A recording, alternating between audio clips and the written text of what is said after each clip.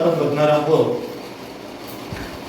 To have ची जी रूप आहे इंग्लिश मध्ये वापरण्यासाठी जी असतात किंवा जी आहे ते आपण या ठिकाणी बघणार आहोत. तर जसं या ठिकाणी दिलं आहे to have form of past tense, to have form of past tense and to have form of future tense.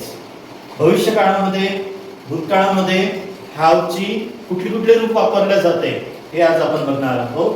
नक्कीच अगदी कमी वेळामध्ये आपल्याला ही माहिती समजून घ्यायची आहे. मित्रांनो, आपल्या चॅनलवर नवीन जर असाल तर नक्की सबस्क्राईब करा, लाईक करा, शेअर करा, कमेंट्स पण करा. तर मित्रांनो, या ठिकाणी तुम्हाला मला सांगायचं आहे की to have form of past tense. Past tense म्हणजे भूतकाळामध्ये हॅव ची जी ऍक्च्युअली आपण रूप वापरतो ते कोणतं आहे? हॅड आहे. हॅवचं आपण भूतकाळामध्ये जे रूप वापरतो ते कुठलं आहे? हॅड आहे. फॉर एक्झाम्पल त्याला वाक्यामध्ये कसं वापरायचं? आय हॅड कार, माझ्याजवळ कार होती. आय हॅड कार, माझ्याजवळ कार होती. दुसरं, यश हॅड मनी, यश जवळ काय होतं? पैसे होते. यश जवळ पैसे होते.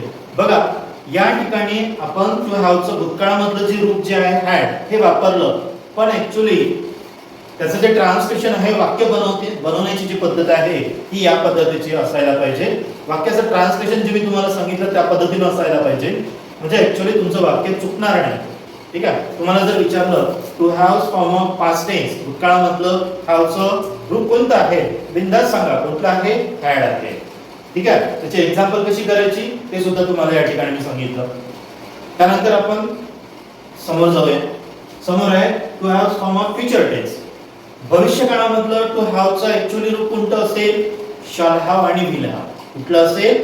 शॅल हॅव आणि विल हॅव. आता याला वाक्यामध्ये कसं वापरायचं ते बघा. आय शॅल हॅव बायसिकल, माझ्याजवळ सायकल असेल. आय शॅल हॅव बायसिकल, माझ्याजवळ सायकल असेल. ही विल हॅव पेन, त्याच्याकडे पेन असेल. पॉसिबिलिटी म्हणजे जी शक्यता आहे ते दर्शवण्यासाठी तुम्हाला काय ऍक्च्युअली कुठे जायचं आहे? फ्युचर टेन्स मध्ये. फ्युचर टेन्स मधलं टू हॅवचं जे रूप जे आहे शॅल हॅव आणि विल हॅव हे वापरायचं आहे.